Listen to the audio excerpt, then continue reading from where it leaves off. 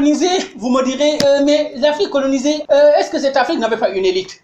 Évidemment si, parce que si je vous ai parlé tout à l'heure de 18, même si 18 pour Marcus Garvey, voilà, constituer une rencontre aux États-Unis, pour Du Bois aussi, je dirais, c'était l'essor même du panafricanisme. Parce qu'en 18, évidemment, les intellectuels africains de la diaspora en Europe ont organisé une rencontre internationale à Paris. C'était le moment de dire évidemment qu'il n'y a pas une Afrique anglophone et une Afrique francophone, mais qu'il n'y a qu'une seule Afrique. Évidemment, quand Jomo Kenyatta, Kwame Nkrumah vient retrouver à Paris le premier député noir à l'Assemblée nationale française, qui est Blaise Diagne, évidemment, c'était pour qu'ils parlent d'un seul ton, qu'ils défendent l'Afrique et qu'ils sont fiers, évidemment, de leur continent et que, quoi qu'il en soit, ils véhiculent, évidemment, servent de voix à leur continent et voilà, dire que voilà, quelle que soit la partie du continent dans lequel on est ici, le combat de l'Afrique est indivisible.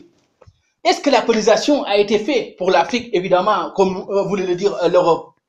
Et je ne dirais pas quel complexe intellectuel africain disait cela aussi, appuyant ce concept.